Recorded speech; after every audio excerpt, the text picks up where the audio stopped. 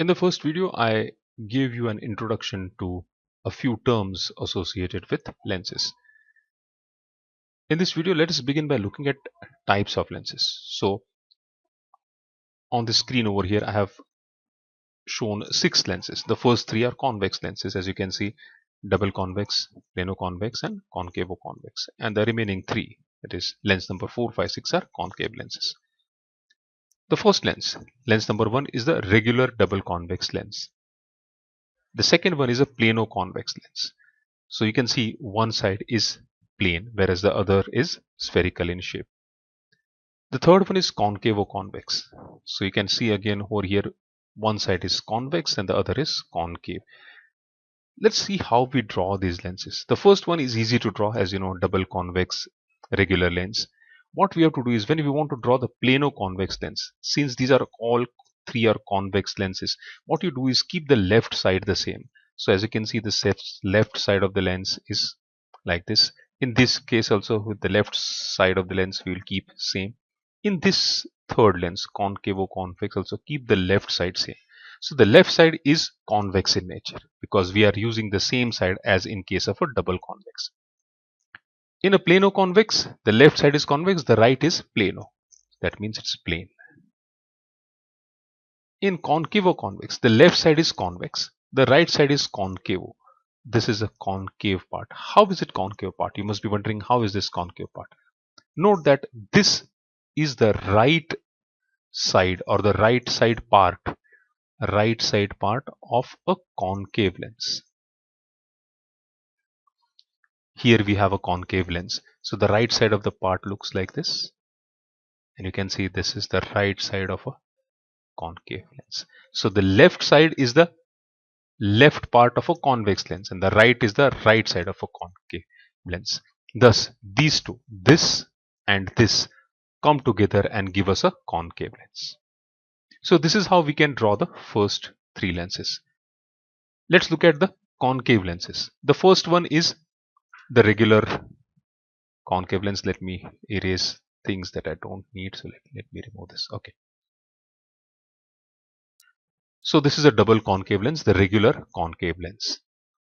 Again, we will do the same thing. To obtain the plano concave, we will keep the left part as it is. So what's the left part of a concave lens? This. So left part is retained. Here also the left part is retained. So the left part is the left side of a double concave lens. As far as the right part is concerned, plano concave. So right part will be a plane, not curved, straight. And over here, the right part will be convex. Convex. This was the left side of the concave lens.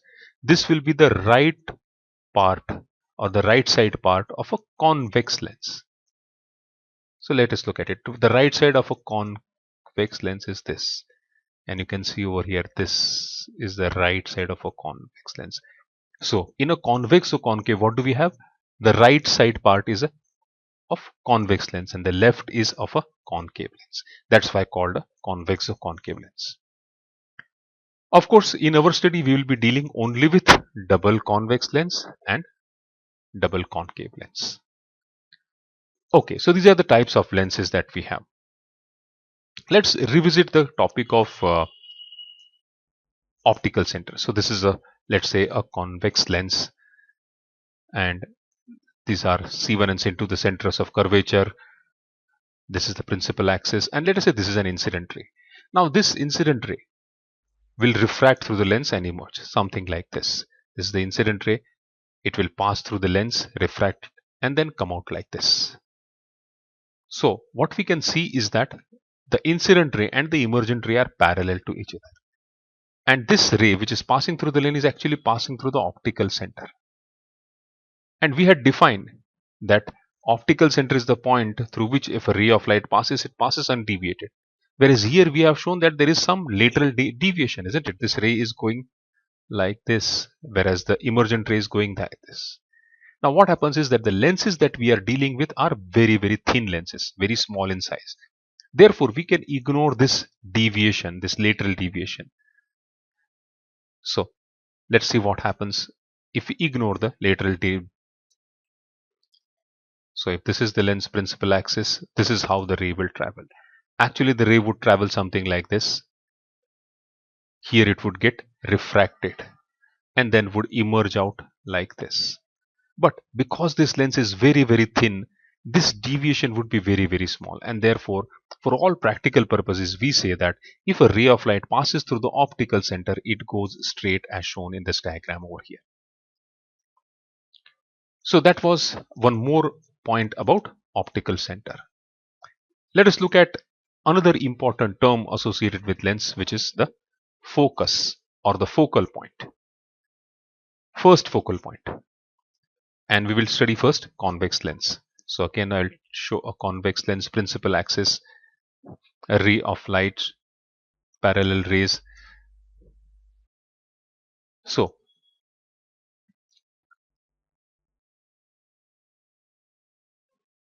what is the first focal point? When rays of light emerge from a point and are incident upon the lens such that the emergent rays are parallel to the principal axis, then that particular point is known as the first focal point. Let me repeat again. That point on the principal axis from which if rays emerge and are incident on the convex lenses and they emerge parallel to the principal axis, then this point is known as the first focal point of the lens. In case of a lens, since a ray of light can travel from both sides, we have two focal points. The first focal point we have already discussed. Let us look at the second focal point.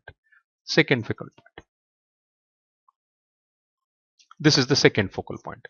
When rays of light are incident parallel onto the lens, they refract and converge at a point. This point F2 is known as the second focal point. And in most of our discussions, we will deal with the second focal point. And every time we will not probably use the term second focal point. We might simply say focal point or focus, and that would mean the second focal point. First focal point for concave lens. So let's take a concave lens, again principal axis, and these are parallel rays emerging out of a concave lens. So what is the first focal point? When rays of light are incident, these are incident rays, are incident onto the concave lens and they emerge parallel to the principal axis, then the virtual point from which these rays seem to have come is known as the first focal point. Please note that this has been shown as a dotted line. That means this point F1 is a virtual point. It is not a real point. The rays are actually coming over here like this and going like this. But they appear to emerge out of this point. So the important word is they appear to emerge, or they appear to diverge out of. They appear to diverge from F1. So this point is known as the first focal point. The second focal point of concave lens. In this case, we will take rays of light which are incident parallel onto the concave lens. So again, a concave lens, principal axis. These are rays which are incident onto the concave lens parallel to the principal axis. These parallel rays which diverge outwards, and the point from which these rays seem to come out, they appear to diverge from this particular point, is known as F2. So this is F2, the second focal point, the point from which these appear to diverge out. In the previous case, in the first focal point, they appear to converge to this point. Instead of diverge, I should say they appear to converge to point F1, because these rays are coming like this, so they appear to converge at F1. Whereas in this case, the second focal point, they appear to diverge from this. They are going out, the rays are going out, so they appear to diverge out of this. So that is known as the second focal point. Like convex lens, in concave lens also we will generally deal with the second focal point. So keep in mind the second focal point for a concave lens and convex lens. Remember that we get the second focal point when rays of light are incident parallel to the principal axis onto the lens. So this is the second focal point for concave lens. For convex lens, the second focal point is obtained. Again, in a similar manner, we draw rays parallel to the principal axis, incident onto the lens, and then these rays actually meet at a point. So this is known as f2 for a convex lens.